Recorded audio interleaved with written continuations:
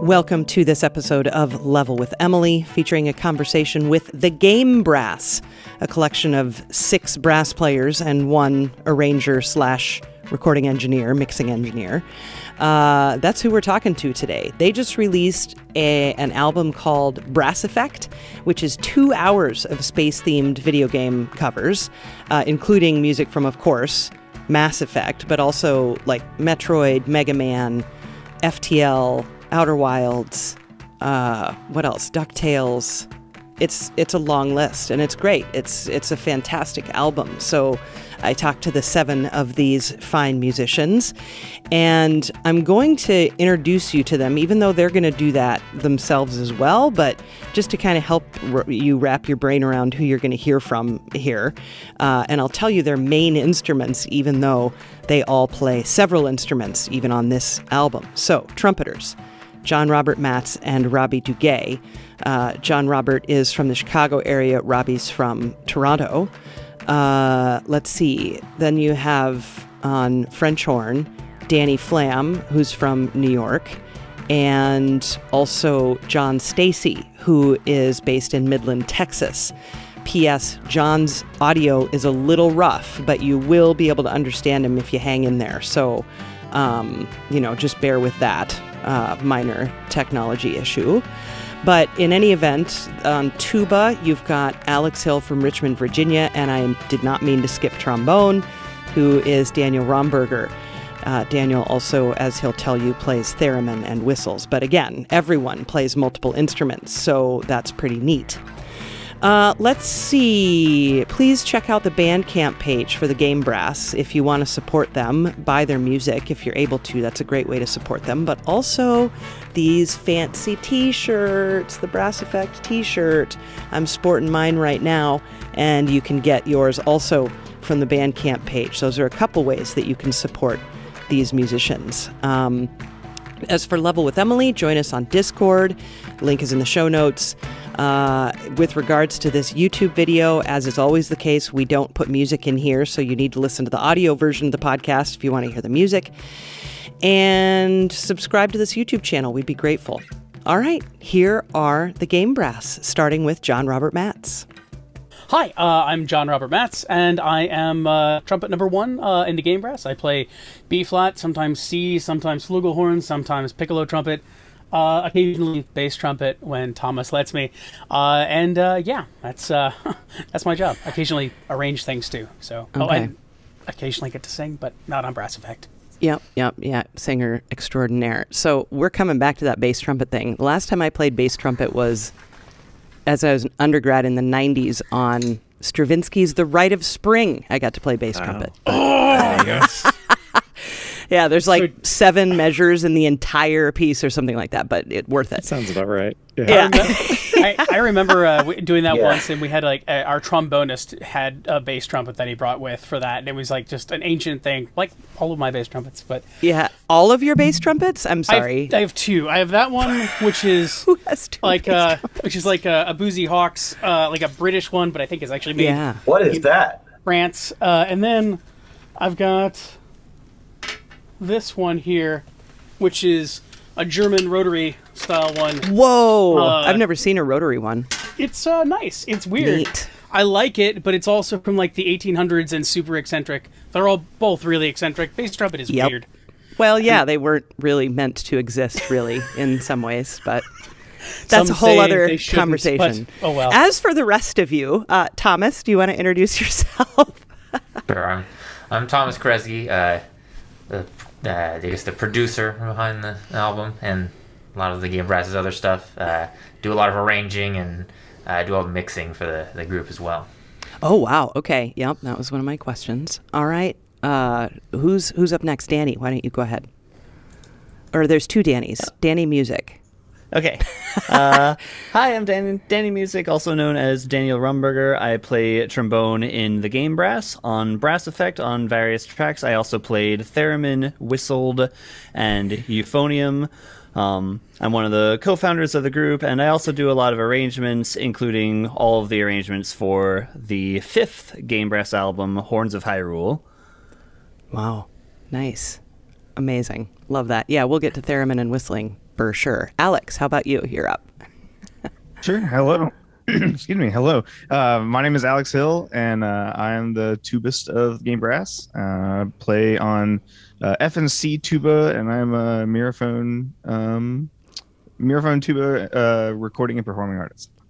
Amazing. I love it. I love it. Danny Flam. Hi, I'm Danny Flam. I usually play bass trumpet. That's my main instrument. What? Who says that?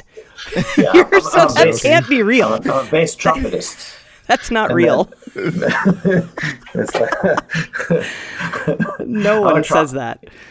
Yeah, I'm a trombone player mostly, but mostly I do a lot of brass recordings and stuff, and I play French horn for the Game Brass.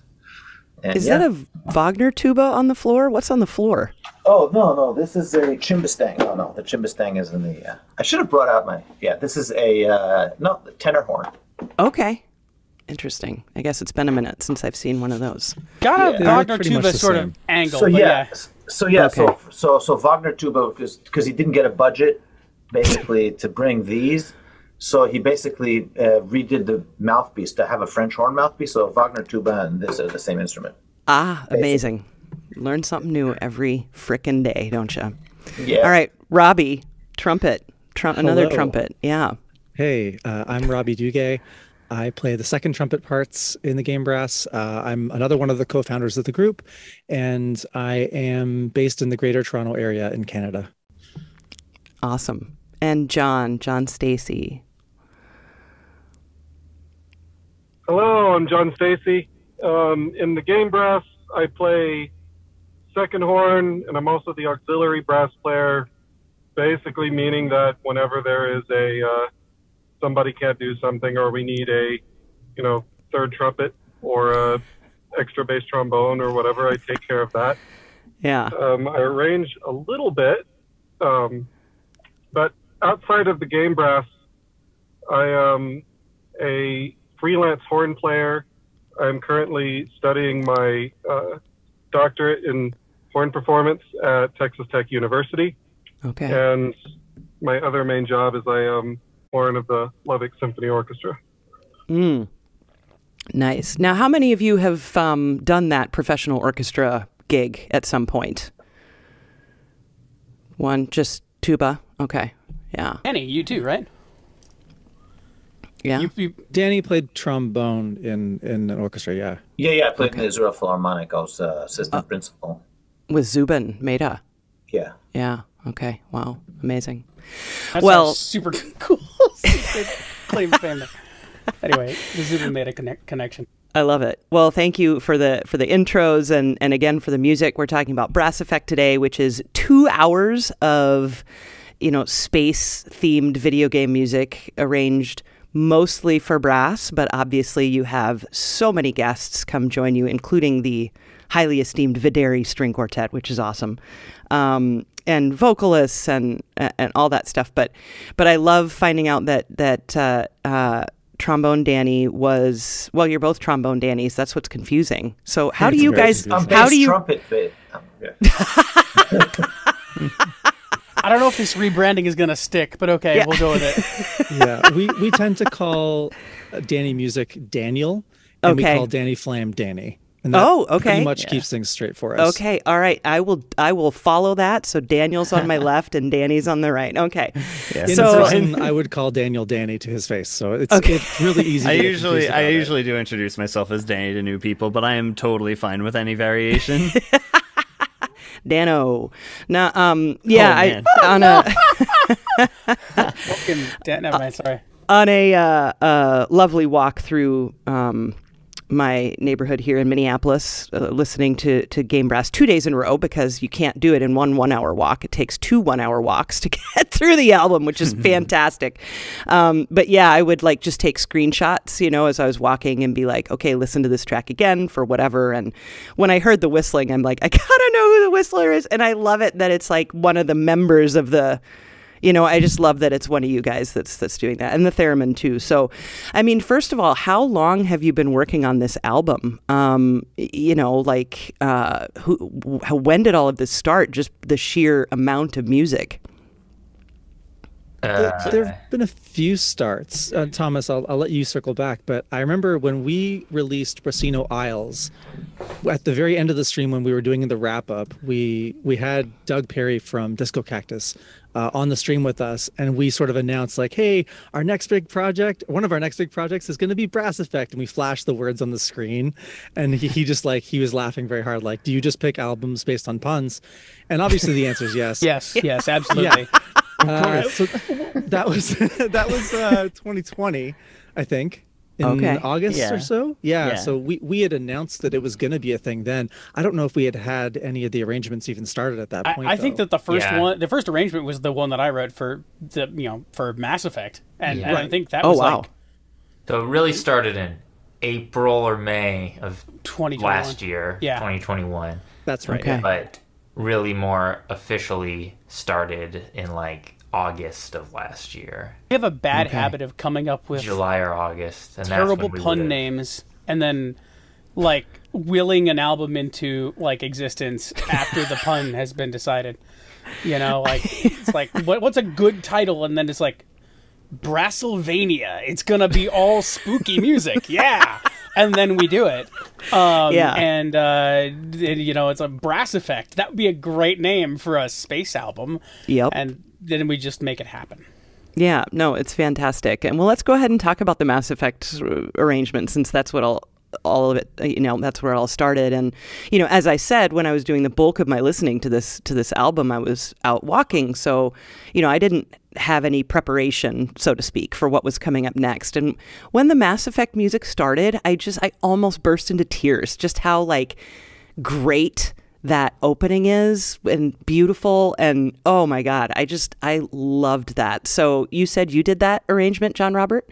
Yeah, I Mass Effect is like one of my favorite game series. It is BioWare at like their peak of like character writing and story arc, like design of like world building. It is as a person that likes story driven games and like likes RPGs in principle, but actually like mechanically my brain loves shooters.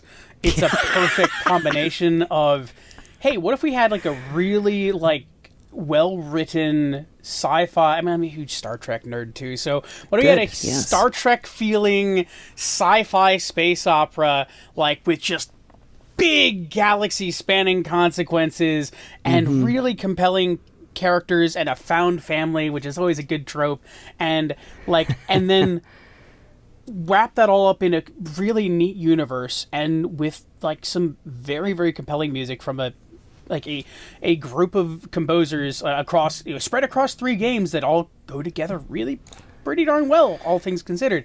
And like I gotta do that. I want that one. Like usually, see, this is the terrible confession that I'll make here.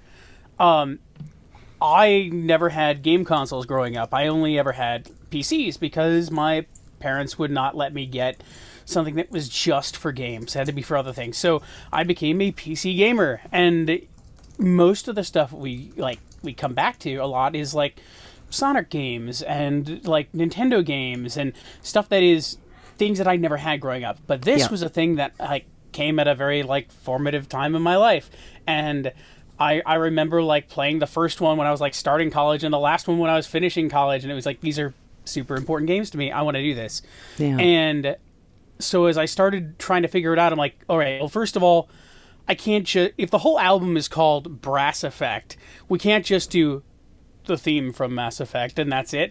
I gotta go all in and become like go way too big. And so I was like, what tracks are important from the entire trilogy? And how can I arrange them in a way that will describe a thematic, dramatic arc across the emotional structure of the entire trilogy of games? And so I chose the tracks that I felt fit the best.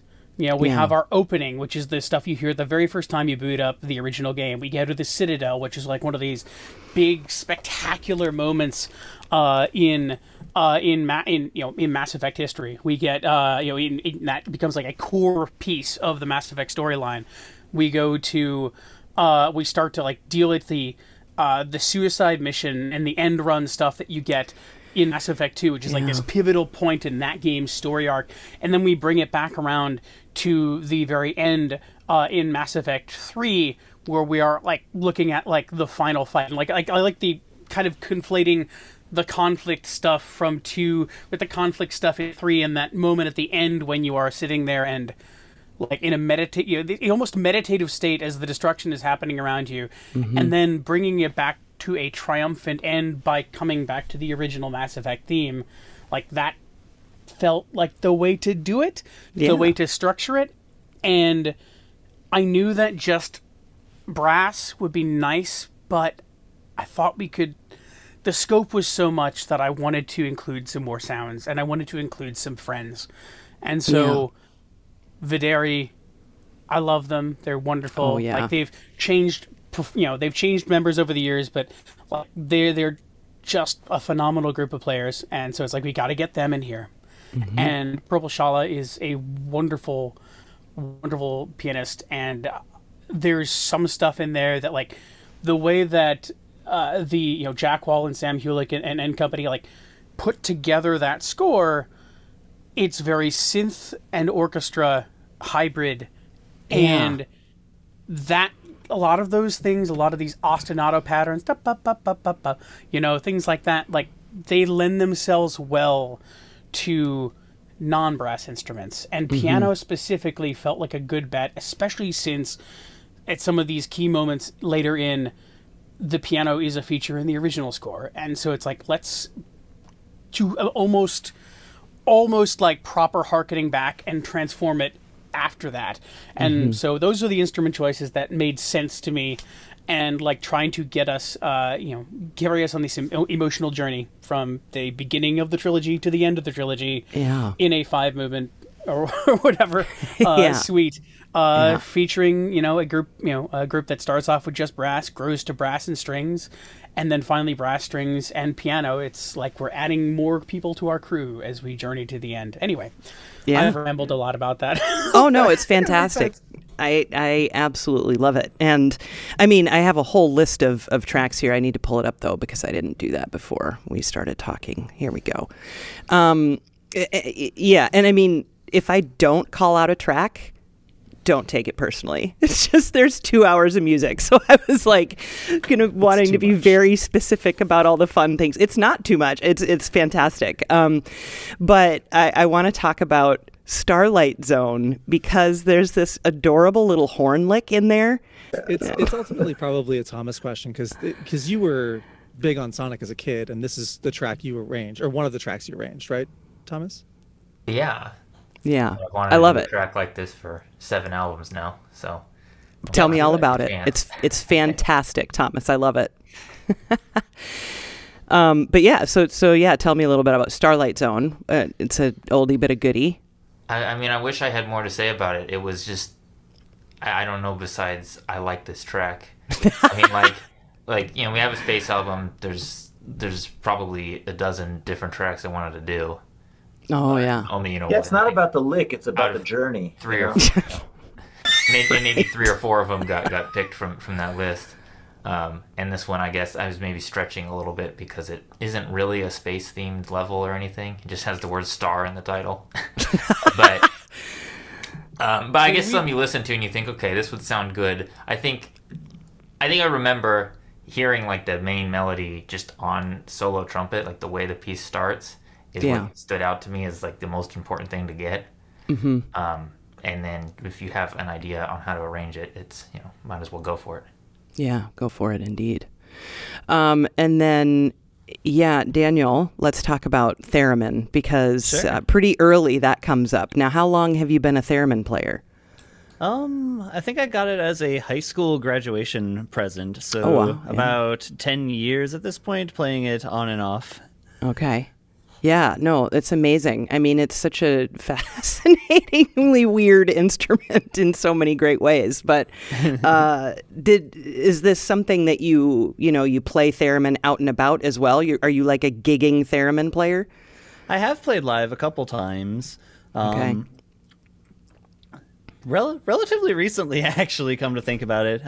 It's also nice that it's around Halloween time. I usually get a bunch of people who ask me to play theremin, sometimes in person, but oftentimes online for Halloween spooky season, because, oh my gosh, spooky alien instrument. Yeah. So for the Game Brass, this is actually, I think, the third or fourth time that I played theremin on the tracks. We actually had it in our second album, Wrestlemania, during Luigi's Mansion, where I think it was Thomas's first time writing for the instrument, and oh, spooky ghost kind of thing. Yeah. So Brass Effect was a very good fit. Rahul Vanamali arranged Battle Deoxys, which is the one that I play theremin on, and that is about an alien Pokemon from outer space. In the game, you actually battle against it in outer space itself, with the moon in the background.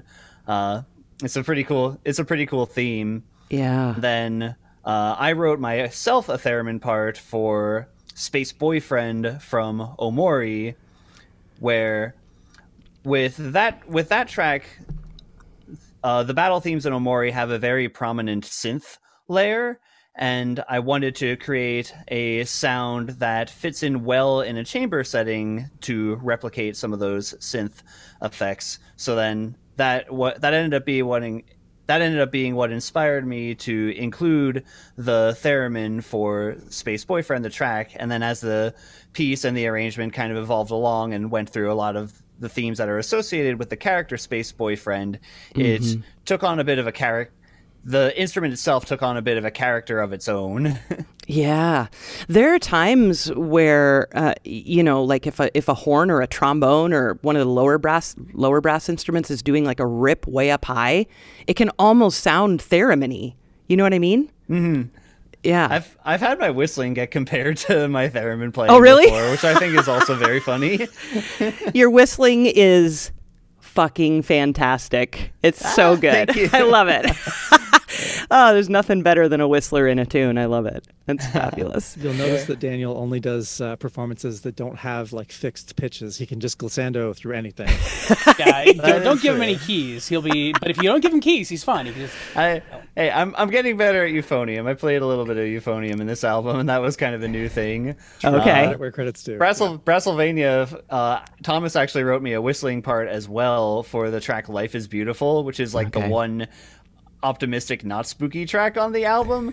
And when we did Life is Beautiful, the final melody that has whistling, I did a version where I took it up the octave, and Thomas didn't include that take. However, for this one, Travelers, I also did a version where I took the final melody up the octave, and then we included it this time. Nice. It's hard to have a wide range whistling, I don't know. I'm a closet whistler myself, but, I couldn't explain how to do it, honestly. I just do it. Mad Space Sonic Adventure 2 has some really fun tuba in it, Alex, and I would just love to hear you talk about just honking away down at the bottom and laying it down for everybody.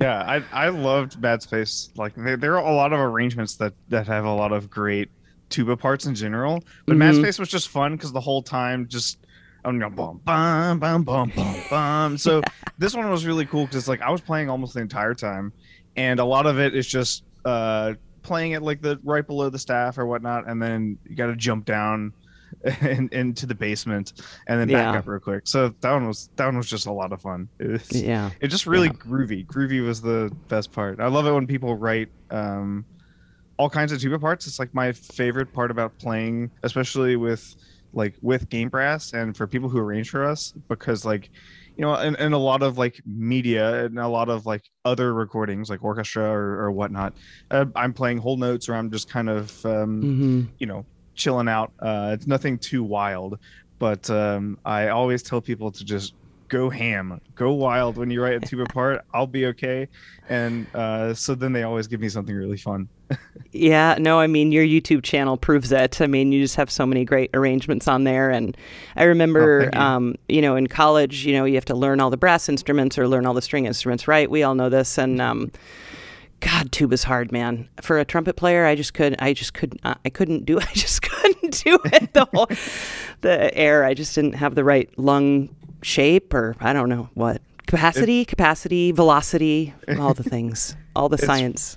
It's wild. I kind of had it like backwards. Like I actually started on trumpet. Okay. Yeah, I started on trumpet, and then I had a private lessons teacher, and he was like, you know what, based on like your like lip structure and some other things, you might want to try tuba. And they sent me home with a tuba, and I was just like, wow, I love this. Interesting. Did any of the rest of you have kind of weird beginnings in that way, where you started on like oboe? Well, there's the oboe thing that you do too, Alex, but in the video. But yeah, you just pull an oboe out of your tuba. But did anybody else have any kind of unusual beginnings musically like that? But I started on recorder. So like my main, like, and I still record. I still do it like for 5 years, and I'm like really, I'm a very strong recorder player, and I do a lot of recordings, like a lot of like professional recorder things. No kidding. Awesome. Yeah. So you have like really nice wooden ones and alto. No, plastic ones sound great. That's amazing. They can though. I mean, like, you know, you just gotta stay away from the shrill side. Yeah, no, I also make. You can like get the software, and I have like a B flat recorder and all kinds of different keys, so you can actually play a lot of stuff that you can't play on a regular recorder. Sure. So, yeah, things of that nature. So. Anybody else have a different beginning than? I started on cornet, which isn't that weird. Right. Well, it's not that normal either, you know. Yeah.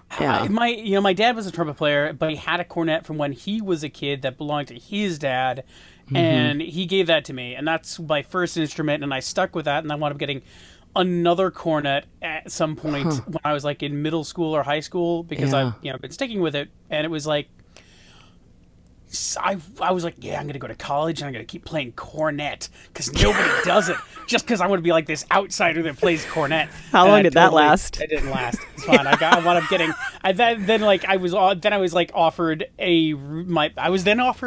Schilke B7, my 1973 custom Schilke, like Schilke with the weird tunable bell, which is like a prototype. It was like they were just trying this thing out. For like $371 by a good friend of mine who is now like a euphonium professor out west. He's like, listen, I don't play this anymore, but I think you could probably use this. I'm like, wow, this is a really nice horn. Yes, I'll take it for this much money, sure. And so that became a trumpet player, and I unfortunately have only looked back occasionally ever since then. But the cornet, the heart beats in there somewhere. Special place for tiny little. I still play them sometimes. In fact, there's a little bit of cornet in this. Nice. At the beginning of John Stacey's track. I don't know if this is a good segue, but we should probably talk about that when we get there. Which one is John's? The Metroid one. Oh, yeah. God, yeah, that's on my list, of course. Yeah, we'll get to that when we get to it. Yeah, I mean, no, we should talk about it now. I mean, that is a good segue because yeah, I mean, as far, pardon me, I have kind of a similar life, young life as you, John Robert, in that I didn't have consoles, but I didn't get a PC either. I wasn't allowed to game. So I didn't grow up, even though I grew up in the 80s, I could have easily been amazing at Metroid and Zelda and Mario and all the early things. I never was exposed to those. So, you know, I came to the Metroid soundtrack as an adult. And oh my God, it's seriously one of my favorite old school chiptune soundtracks. I just think it's so incredibly like special, you know? So, John, I'd love to hear you talk about arranging that because it's so sparse in the beginning, right? And, but yeah, John, tell me about making that happen. So actually this is the second time I've arranged Metroid for a thing. I did an arrangement of the Metroid title theme for Jenny Flam's big band a while ago, and so I'm like, well, I got to do something different now. I got to do something that's not that. I'm currently walking around the sun, so I'm trying to find a quiet place. So sorry for the background noise, but it happens. And the fun story there is that the opening of the Metroid suite was actually written more or less in one sitting. Oh wow! Sitting in a hospital room actually. Awaiting the birth of his child. And so I was like, well, I'm going to get started on Metroid and because I'm sitting here. You know, so quote-unquote classical style, which is very, slow development. Things just kind of move over time. And then I had the idea that it's like, well, what if we started all the darkest double instruments? And so like, I didn't really want to use the finger ones, so I had John Robert throw in the corner. And I was like, okay, what if you started there and then we cross-faded it to take a look at it. And so I was like, all right, let's do that. And then I originally did it with 12, but I think I stuck that by the end. And then the rest of it was just kind of taking things and starting it. And then life got in the way, and so I had these jams. But this was like, okay, what if, I want to have these, and then Thomas is like, orchestrate it out for you. And I'm like, hey. So it started this complicated relationship. We had, I had the overall structure of the thing, I had it as a bunch of, and then I took Thomas up and figured some things out, and he added a movement, which is like more or less, hey, you didn't write a Ben song, but I'm like, you're right. So he took the, basically the style and ran with it, the brainstorming, but kind of in my style. It still sounds, definitely Thomas, but it leans towards me. And that's pretty much the brunt of the arranging. And then John Robert was like, this needs percussion. Like, there's some spots where I hear that percussion is really just like the sense and basically was like, all right, well, I'm going to mock up some things. And then he did that. And the end result was this wonderful collaboration where, whenever one of us had an idea, he was like, all right, I don't know where else to go with this. Another one would pick it up and be like, oh, well, I know where to go with this. And then I would take it where it needed to go. And then we recorded it. It was hard. What made it difficult? Basically, it's a lot of things that whenever you're listening to it, it makes perfect sense. But whenever you're recording it on your own, it don't make sense at all. Like sure. Like, how does this fit in? So the Ridley battle is a lot of 12 tone. It's essentially just these tone rounds that in it. And whenever you're recording these on your own, basically these pitches that don't seem to relate to each other. That kind of thing. And it's just like, how does this work? Like, but then whenever you hear it, it's like, oh, yeah, that one's together. I get how it's supposed to go. So that was the main difficult there. Yeah, I had a number of revelation moments with this track because the first time I heard it, I was just very confused. I'll be completely honest. I'm not like a top tier musician, so I'm okay with saying this. I couldn't count it. I couldn't hit some of the notes. I just, take after take after take. Got through my part eventually. And then when I heard the first rough mix with all of the parts together, performed with the dynamics, is like the lights went on. Oh, sure. I get it now. And I think that's sort of what John Stacey was getting at, is like, in isolation, it's so confusing sometimes, but as as you hear the larger piece, it's like, oh, it makes sense. And then with the addition of John Roberts' percussion stuff and some of the orchestration additions from Thomas, the lights go on again. Like, I just hearing it when I was working on the mastering, like, oh, I get this and I like this now. Whereas when I started it, we joked about having Metroid dread. It was difficult to record at the beginning. Sure. So, yeah, we were dreading it at the beginning. I don't know, or at least it started off like that.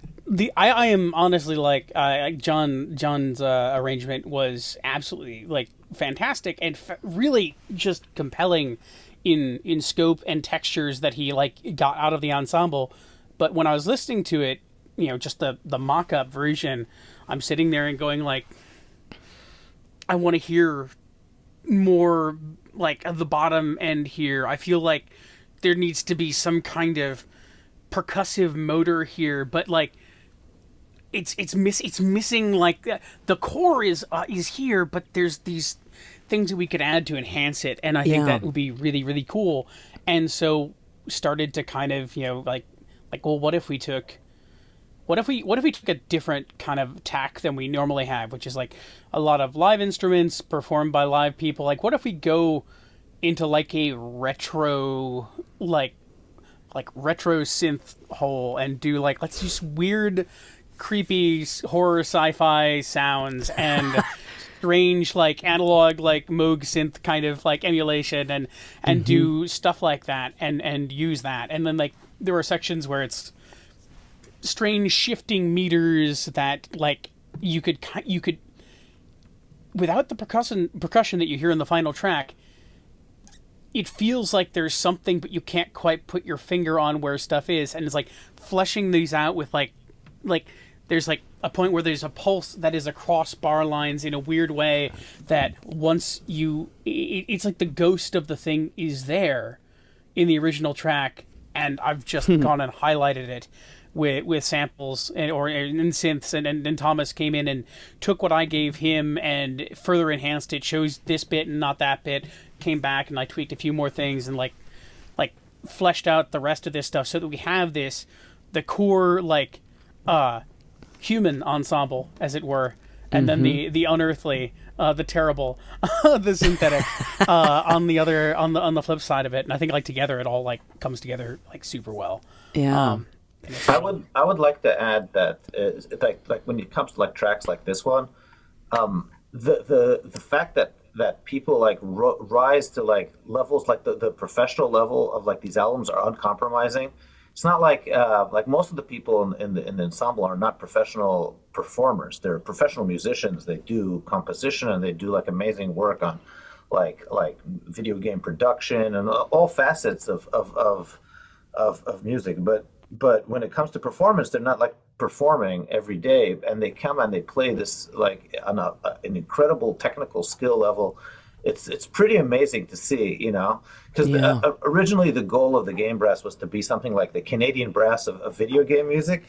That was our original thought, and I think we're executing that pretty well. So, Yeah, well, I mean, if you bring up the Canadian brass, I mean, one of the things I loved about listening to them as a kid was their not ability, but just their desire to make things more than just a brass quintet, right? It was like, let's bring in other people and do fun stuff with other musicians, and let's add percussion and let's do a jazzy track or, something like that. That always made, I liked that when I was a kid. Yeah. When I think of the Canadian brass, like the two things I think of are like just ridiculously high levels of musicianship. Good Lord. And very sophisticated, like arranging, but that is also fun. Yeah. They're always fun. Yeah. Even when they're doing very strict classical, we're going to play some Bach for you now, they still manage to make it fun. Not that Bach isn't fun for nerds like me, but they make it fun. And it just, they will like the people that go to see their concerts or listen to their albums, like, like you said, they collaborate with people. They put smiles on people's faces. It sounds really kind of cheesy and saccharine to say that, but it's true, right? No, it's definitely true. And also to kind of piggyback on what Danny was saying about how, obviously no disrespect, but you guys not being like professional performers for the most part. I mean, what would that be like, do you think, if you all got together for a gig and played an hour-long show? We've done it before. I'm not saying you couldn't. I'm not at all. I'm just saying, like, for me, I would never have the stamina. I could sit down and record a tune, but then I couldn't do that for an hour. That's the problem. That's the biggest problem that we face. For somebody like Danny Flam, who plays gigs 18 nights a week. 6 hours of playing trombone and trumpet. He can come in and play a whole set and not run out of chops. Or someone like Alex. Like, Alex is a tank of a tuba player. You have the endurance of, I don't know what to compare you to. But I am comfortable to fully admit that I have zero endurance. And so when we've played before together at MagFest, we've done stuff in the hallways, we've done the Belvedere. And when we're preparing for something like that, I have to actually sit down and play for as long as I can every day to get just enough endurance to be able to play a 40-minute or an hour-long set. at MagFest together. So yeah, it's been nice to do things like that. We haven't gotten together outside of MagFest, but when we have, there's this, we've had a tradition of having a rehearsal on day 0 at like 1 a.m. It's not intentional, but it just happens every time. Just based on when everyone arrives and stuff. And so we all get to the hotel, we all check in, and then we head to like the bottom corner of the convention center where we're not going to bother anybody. And we have this rehearsal, and from the first note, when we actually all start an arrangement, it's like, it feels like home. Like it's like, okay, we can do this. Like it just sounds better than we expected it to, because we live all over North America and we don't rehearse. So it's a pleasant surprise. Endurance aside. One of the things that I realized, like as you know, as a performer, like I can record stuff. The way I record stuff is a little bit brute force. I will play a phrase and then I'll do the phrase again. And I'll do the phrase again. And I'll do the phrase again. There we go. That's good. Now move on. Next phrase. And like I'll just knock stuff out like that. And it is a kind of a terrible brute force method. But when I am, especially in my own work and when I record for other people, I'm switching instruments all the time, and it's never like the most optimal setup. But and that's hard on your chops too. Like we all know that, but apparently not for Danny Flam. It's not hard. But like if I was going back and forth from trumpet and trombone, that would be a big issue for me. So I didn't mean to interrupt you. I just want the listener to understand that that's not easy to do. Just switch instruments all the time. There's a reason. It took me a good like 8 to 10 years to actually be able to do something like that. Oh wow. So, okay. Well, there you go. It doesn't come overnight. Right. And when I'm recording my own stuff and doing like trumpet to French horn to, you know, doing a trumpet section of 3 or 4 trumpets and then a horn section of 4 horns and then a fake trombone section of 2 trombones that are just bass trumpets, I'll do those last, and then I will like I'll spend time cleaning up all the recordings while my lips like recover from like what I've just put them through. Like but when we talk about like live shows, like both Robbie and I are full-time game audio people. Like I'm a composer. He runs an entire game audio studio up in Canada, and like those are full-time jobs. And if you want to be a full-time player, like you got to be either practicing all the time or gigging all the time to have that kind of that skill. And I think back to like when I was in college, like I didn't practice a ton, but the 9 hours of rehearsals a week definitely like covered for that. You know? And so like having to like think about, you know, whenever we've done stuff at MagFest or, you know, things like that where I'm going to play live, I'm like, I got to practice. I got to like slowly try to build up that endurance, because here, if my endurance, like if I definitely push myself to the limit when I'm recording for people, but I don't, you know, when I'm pushing myself like that, like if I didn't get it this time, I just do it again. And if the tone isn't quite there, I can just try that one more take, you know, and then I'm done at the end of the day and it's fine. And the audience will only ever hear the ideal version of it. Right. You know? So there's some smoke and mirrors in how we work, but you know. Well, yeah. And, you know, Thomas, you said that you did the mixing. So when John Robert, well, how are you guys sending your files to him then? So John Robert, if you do 12 takes of the opening phrase in one tune, are you assembling it for him? Best takes or okay. They better be. So we all when we record, we basically we sit down and we make our perfect version. And that's like I'm gonna record everything. I'm gonna give you the best takes of it, and then we all use a audio plugin called Melodyne, which is a super useful like pitch and time correction tool that doesn't make things sound it doesn't like distort the sound in any weird way. It works really, really well. It's very transparent. Mostly. You can, if you push things extremes, it's a problem. But the thing is, one of the things that you don't really talk about, and one of the reasons that like what Robbie was saying is when we rehearse together and it just feels like home, there is such a radical difference in the sound you get when you are playing you're playing your instrument to a mock-up that there's no give or take. There's there's none of that like, oh, I'm going to tune to them, they're going to tune to me. We all arrive at a resonant sound. No, it's very artificial. You just you give it your most expressive performance to the computer, and then you clean it up so that it's closer to perfect, and then everyone else cleans up theirs, and then we put it all together and just make it perfect that way. But when you're all together in a place, everybody is listening and hearing and using their brains, and all the intonation just kind of shifts and locks, and we balance, and it feels good. And that's the thing you get when you are in an ensemble and you practice on a regular basis. You get good at slipping into that ensemble sound. And because we don't record at the same time, there's no way to record at the same time because we're all over the world. Yeah. You end up with having to artificially create that ensemble in post. Yeah. I'll say with that, it's not exclusively in post. One thing that does help us that we've been using throughout the course of the years is that whoever is the first person to record, which is oftentimes John Robert, he will often be the trendsetter for things like articulations or crescendos, so that way when I sit down to record, in addition to the mock-up and the click track, I pull John Roberts' part in, and that way I can tell as the arrangement is going along. It's like, okay, if I have a quarter note staccato here, well, how did John Robert interpret this quarter note staccato? If I have a forte piano with a crescendo afterward, I want to make these articulations, I want to make these dynamics in such a way that they match and are cohesive with the rest of the ensemble. So I think we can actually look, if you listen through the progression of our albums, you can hear how much better we got at it, to the point where right now I'm already imagining what it's going to sound like in the final version, and I'm actually like interacting with whatever is not there yet, but I know it's supposed to be there. Yeah, you understand the voices that the other people in the ensemble have. I get how Beethoven wrote a whole symphony without hearing anything, you know? Yeah, like, yeah.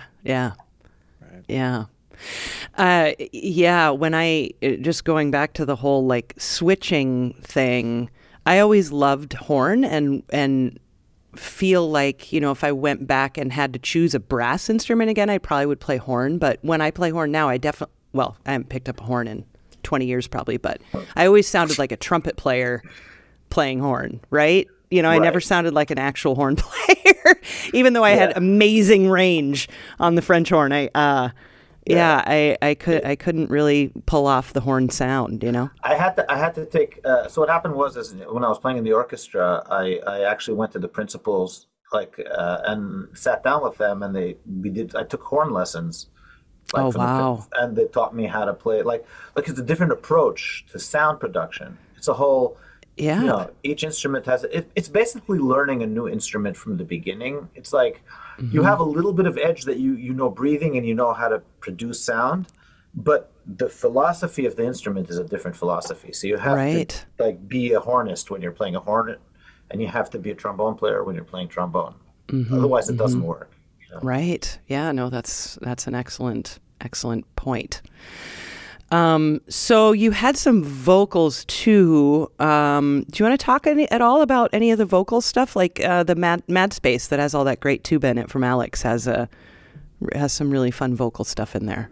That's Lauren Travia all the way. Oh, it is. Oh God. Yeah. And I even knew that. Okay. Yeah, no, she's fantastic. Does she play anything else, or is she quote unquote only singing on this album? On this album, only singing. Okay. Disco Cactus joined us on Brasino Isles, playing their normal instruments, whatever that means for them. For Laura, that's usually flute. And that track wasn't actually specifically written for them. The arranger Eileen Snyder has done a lot of arrangements in that kind of style before, and she went with that and gave us this and said, "I want to put a vocalist in it," and it's a hard vocal part.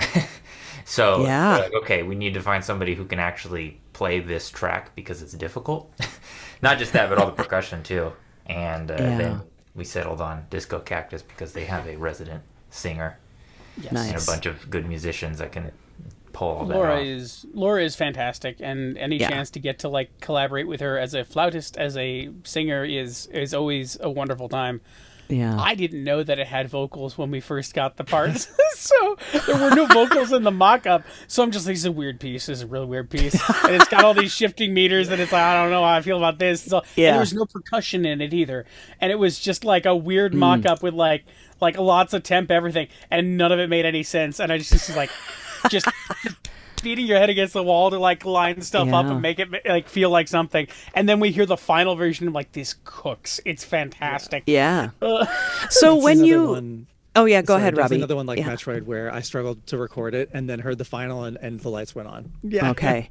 Yeah, and I'm curious about that, hearing the final. Do you guys have a listening party together where you listen to it all, or do you listen separately and then get together and talk about it? Both, yes. Both, yes. So yeah. I didn't know if there was like a things big reveal where you know, yeah. So Yeah, we communicate mostly on Slack, and so there's a Slack channel for mix feedback. And as things are getting assembled, Thomas will post the latest mix of certain tracks, and we'll go in and make our comments and say, "Oh, I heard a mistake here. Oh, can we make the tuba louder there?"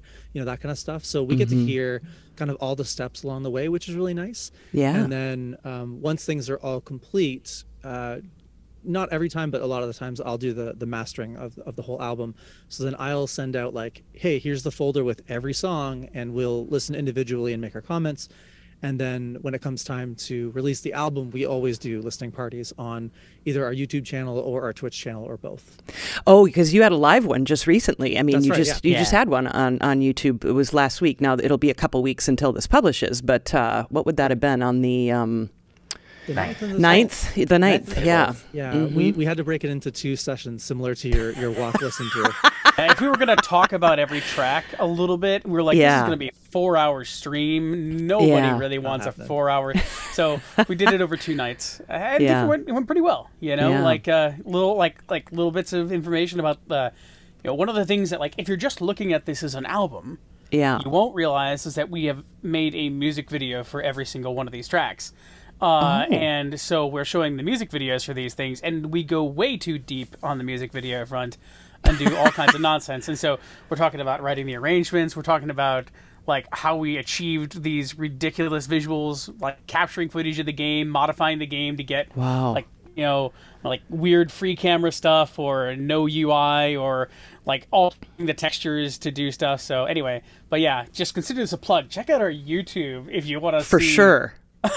these crazy videos, because they're I don't know, we definitely devoted way too much time to them.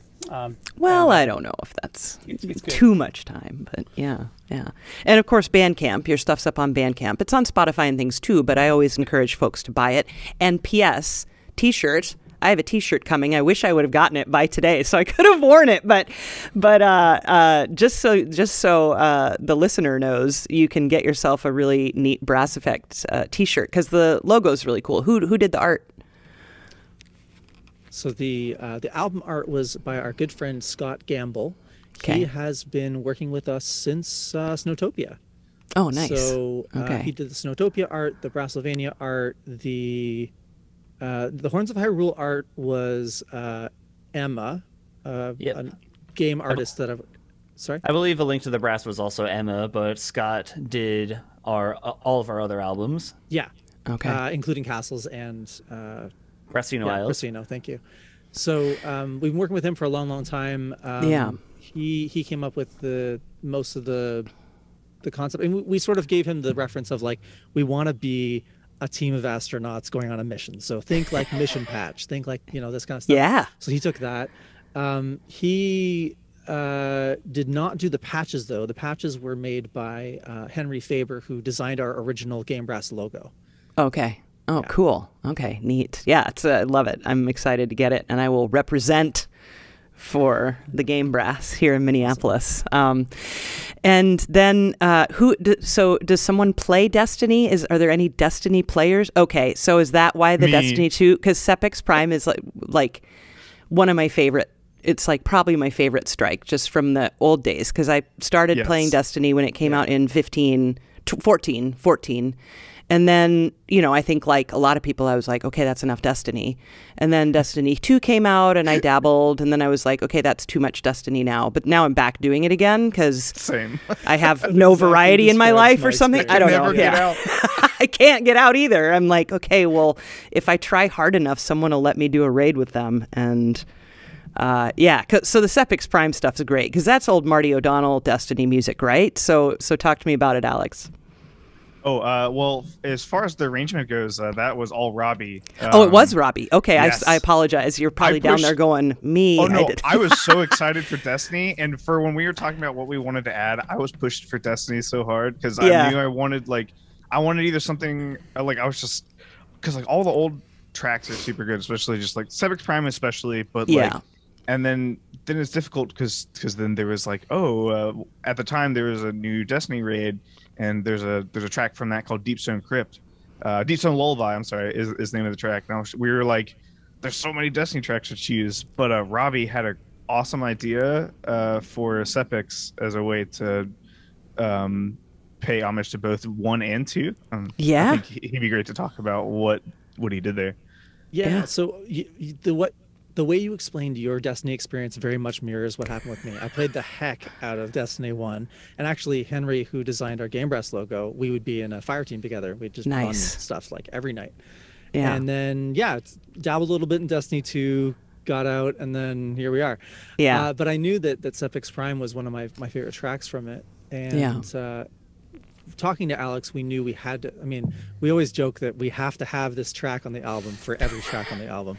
Every single track. It's a necessary. Gotta have it. We had talked about arranging The Last Array or The Traveler or Cabal Stomp or Dust Giants. Like, there's just so many good Destiny tracks that we could pull from it, and to bring brass to it would sort of make it its own thing.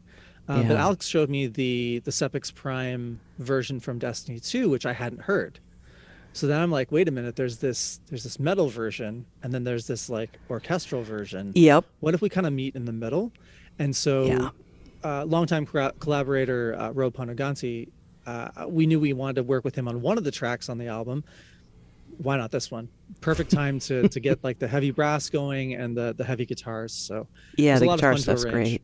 Yeah. I mean, I felt the same way the first time I entered that strike after having not played Destiny for years. And because, for those who aren't Destiny players, they reworked a lot of the old stuff for the new game, probably to save some money, but whatever, maybe because it was a fan favorite, I don't know. But the strike is just a little different in place. It's a different little mission than what I was used to. And I loved the way they redid that music. I thought that was really fun. Yeah. That's good shit. One funny bit of information you may enjoy, Emily, is that for the video, we were filming it right around the time that Destiny 2 had just dropped the new expansion, the Witch Queen expansion. Witch Queen, yeah. And with that came an emote that in the video you see with me holding trombone and the trumpet. Two other people with the trumpets. They had just released that, and we were about to film, and I was like, this is perfect. And so I bought that emote immediately for the filming of it. Yeah, one of my fire teammates has it as well, and we're always like, all right, ready up, time to play in the brass band. But pick it up. It's perfect. Yeah, we are jokingly called Fire Team Trumpet, just so you know. Yeah, awesome. I love it. Yeah, we were joking around the other day that I think Destiny is the only game that has brass instruments in it on Brass Effect that naturally occur. We've modded them in for other things, but that's the only game on 2 hours worth of music that actually has a trumpet. Well, and just totally on the flip side then, kind of in that same vein, is everybody all I wrote down was everybody Rapture, because I can never frickin' remember. Everybody's gone to the Rapture. Yes, everybody's gone to the Rapture. I know this in my brain. Jessica Curry, absolutely fantastic soundtrack. Talk to me about that choice, because that's very brass choir-y, right? It's very traditional brass choir there. Yeah, this was me at how do I put this? This was me at peak Canadian brass Christmas time lullaby mode. You got Hot Chocolate and Jessica Curry. I mean, Hot Chocolate and Jessica Curry. I mean, Everybody's Gone to the Rapture is a game that is rather niche. It's from the Chinese room, so it's I think these are second or third major game that they've done after Dear Esther, which was their first, which started out life as a Half-Life 2 mod and became a full-fledged game. And the score is one of the best things I think that like video game music has created in the past decade. I think, like secretly, it's at least as just like it is tremendous choral music. Like there is just fantastic choral writing, fantastic orchestral stuff. It is like in the greatest traditions of like what I think it was like British choral writing. And it's a like it is settings of bits of the Bible and Psalms and stuff like that that are sort of connected to the plot, which has to do with a basically an observatory in rural England, a small village in the 80s, has like seen a thing, detected a thing with a radio telescopes, and they are trying to make contact with the thing. But in making contact with the thing infects everyone in the town, and it's not malicious, but it is in fact killing everyone, sort of. But it's you get this beautiful. It's this for a 10-year-old game or whatever. It's this entity from space. Sorry, that is 5, maybe like 5. like just like it is beautiful and transcendent and deeply interested in like the human condition in an interest, and like there's touching moments. Like nothing is malicious, nothing is intentional, but like everything is now going to end because of basically like that it's hard to understand how this all kind of fits together. The story itself is a lot of vignettes of you're stumbling across slices of life of these people in like the last days as you go around this completely abandoned village, as if people have just poof gone. Everybody's gone to the rapture. They're gone. And this is a piece of music that exists at a key moment in the game. It kind of like it's broken up into chapters. At the end of every chapter, there's a scene that you usually come across that then leads you down like a literal like firefly lit garden path, and this music happens at this point. And it brought me to tears the first time I heard it in the game, and I think I wrote this arrangement in like an afternoon. Oh wow. Yeah. I don't know how it happened so fast. Like it does not diverge too much from the source material in terms of structure. Okay. But obviously we're not doing choir music, we're doing brass ensemble, and it is a traditional quintet. There's nothing super crazy about it.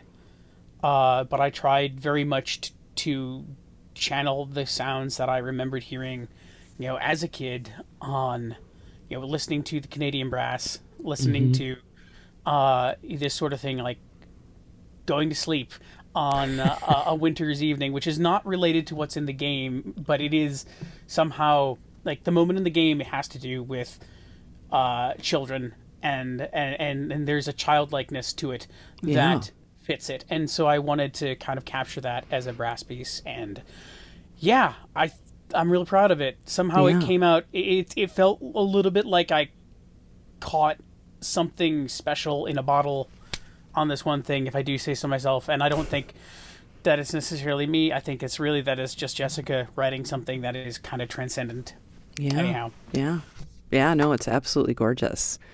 I am looking at the time. I want to keep you all here for another hour, but I know that that's probably not very fair or realistic. So just kind of to wrap up, I would love to hear if you guys are gaming, what are you playing? And, maybe we could just end with that and just definitely encourage people to buy this music. I mean, listen to it. If you like it, buy it, and definitely check out the YouTube and all of those things. But yeah, let's go ahead and start down with John. I feel bad not getting to talk to John much today, but tell me what you're playing, if you're playing stuff, John. If John can hear us still. Or maybe we'll start with Robbie while John is figuring out what. Oh wait, yeah. Oh, there you are. Yeah, go for it. No, not at all. I was trying to spare you from the horrible audio quality of my PC. It's totally fine. I'm not really gaming that much. I'm basically just playing a little bit here and there. I have the subscription to Nintendo Switch Online. And so nice. I recently have been spending my time doing a Pokemon the N64 puzzle one. Nice. So I can't remember the name of it, but that's pretty much it. Whatever's on the Nintendo Switch Online. Sweet. Virtual console. That's what I'm doing right now. Awesome. That's reasonable. Robbie, how about you? What are you playing? Right now, I'm slowly trying to work my way through the Live Alive re-release, remake. Oh, cool. Yeah. For those not familiar, it's a game from 1995 that got remade for the Switch, and it was the first or one of the first game scores we got from Yoko Shimomura. So really, really good music, really interesting stuff. You can still hear her style, like whatever. I'm not going to try and count how many years ago that is. But it's still amazing stuff. And seeing it redone in the what they call the HD 2D engine, it's beautiful. Cool. I'm really enjoying it. Very cool. Daniel, how about you? Most of the time, I'm getting back into A Link to the Past randomizer again. If you're not familiar with the concept of a randomizer, basically it takes the game, shuffles the contents of all the chests in a way that still allows the game to be completable. So then every time you get to play a different game, it generates a new seed and you get a new experience. So I speed run this game competitively at a pretty high level. I did very well at one of the most recent tournaments for it, and there's going to be a league that will be starting up next month. So myself and my two league teammates have been playing a bit more lately, and awesome in a voice call while doing so and having a generally good time doing it. Good. Great. Alex, how about you? Other than Destiny? Yeah, I'm always on and off playing Destiny. Yep. Can never Arc escape. 3.0. Yeah. Oh, yes. I love it. But other than Destiny, I've been playing a lot of Monster Hunter. Okay. Yeah. I absolutely love Monster Hunter. Yeah. I think I'm about to start up Yakuza Kiwami 2 because I just saw that they announced Judgment just got released on Steam. Some new Yakuza games are coming down, so I want to catch up. Heck then other than that, I'm like a big VR enthusiast, so I play a lot of VR games. Okay, cool. A lot of the footage that I capture for the Game Brass is in VR.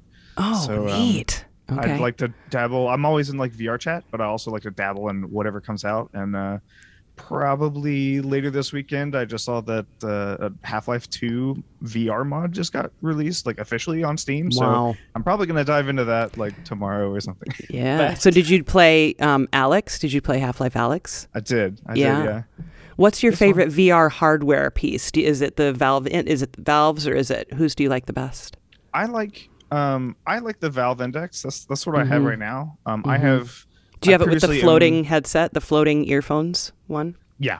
Yeah. And they're so surprisingly great. I didn't think I was gonna like that, but I ended up really did like it. I used to have a Oculus. I had an old Oculus Rift, the first commercial model. Okay. Oh wow. And then I've got to try some of the other ones, and they're all really great. All the headsets out right now are fantastic. But for enthusiasts, Index is the way to go. Just because of how well it fits with everything. Yep. Amazing. All right, Danny Flam, how about you? I play chess. Do you really? Okay, for real? Wow. Yeah, it's my favorite game. So that's been for years. I played all these games, and I always come back to it. Yeah. So that's, do you play it online, or are you like one of those guys who goes to the park with the old 92-year-old dudes and plays it? I am the old 92-year-old dude. So, yeah. Did you learn that as a kid? Did you? Yeah. Okay. Yeah, Wow. Yeah. Yeah. So Interesting. I play. Yeah. So that's. But Yeah. I've played video games since like the TRS-80 and, Yeah. and the Commodore 64. We had For sure. one at Yeah. home, Yeah. You know? Yeah. It's My like- neighbor had one. It's Yeah. like one of those.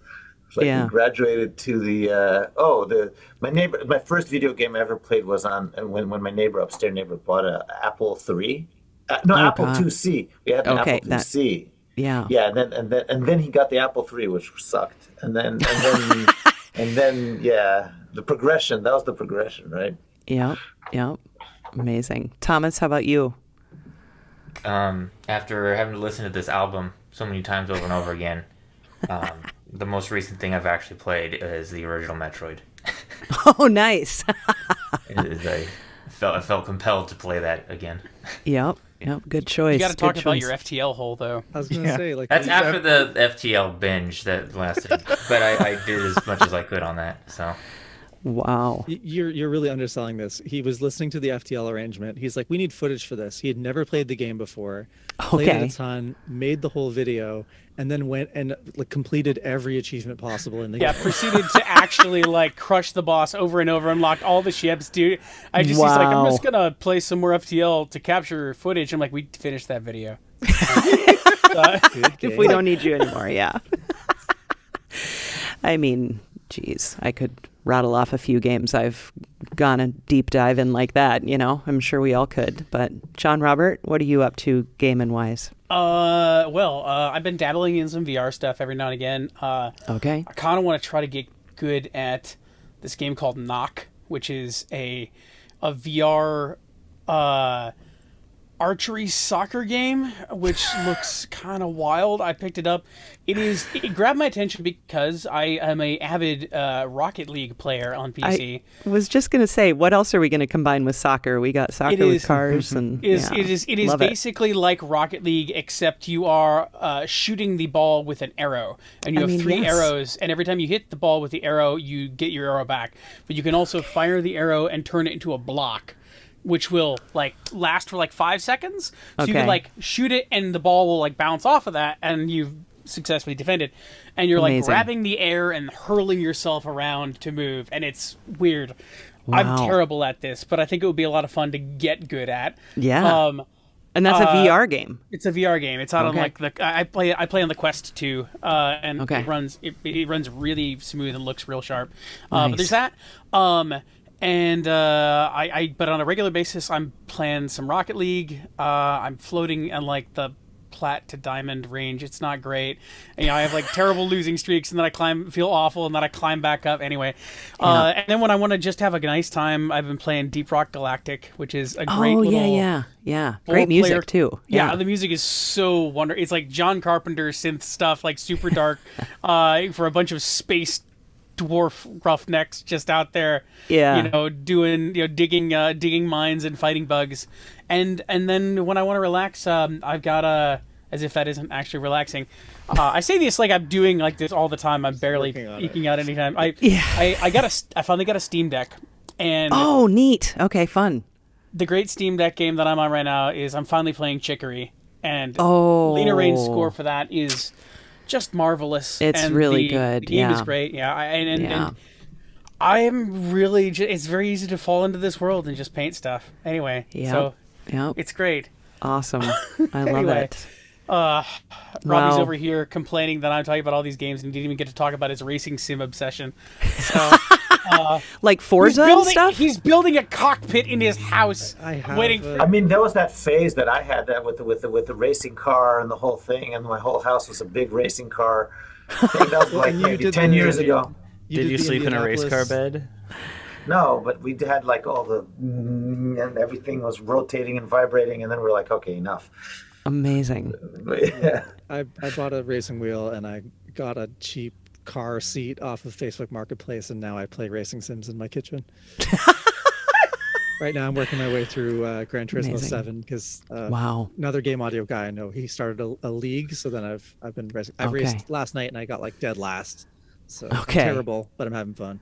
Aren't they doing a Gran Turismo movie, or is it Forza movie or something that I heard of? That I don't know, maybe not. It's not ringing any bells for you. But you're right. No, I think you're right. I think there is a Gran Turismo movie coming out, and people are like, how are they going to make this a thing?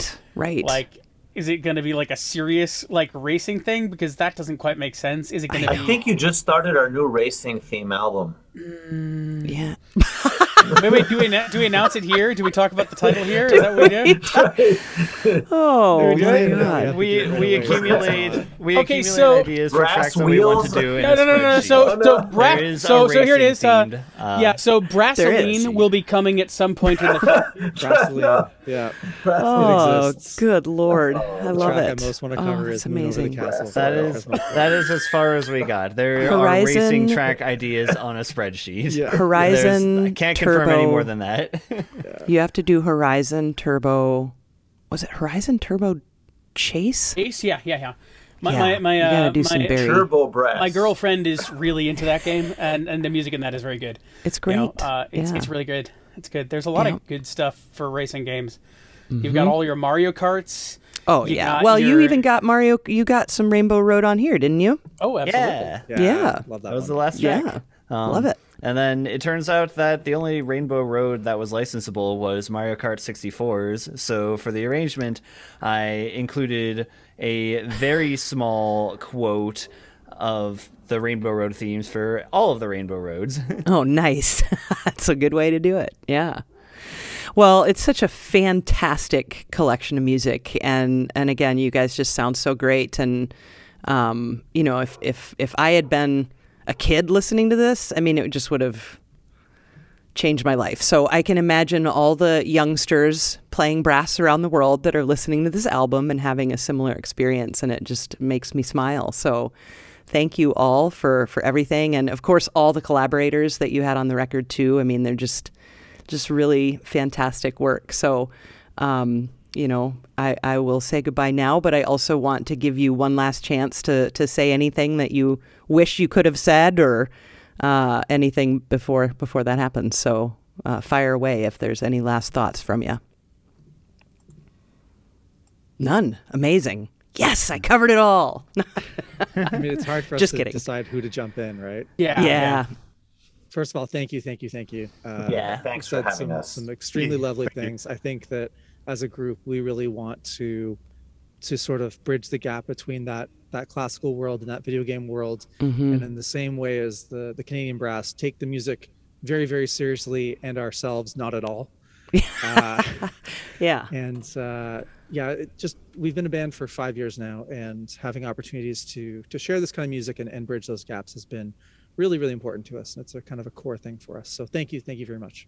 Of course. Well, thank you all, and enjoy your rest of your day in whatever part of the country you're in. And I'm just looking forward to whatever's coming up next, whether it's Brasseline or get the brass out of here or whatever it is. I'm just excited for it. So thanks, fellas. Thank you. Thank you. Thank you.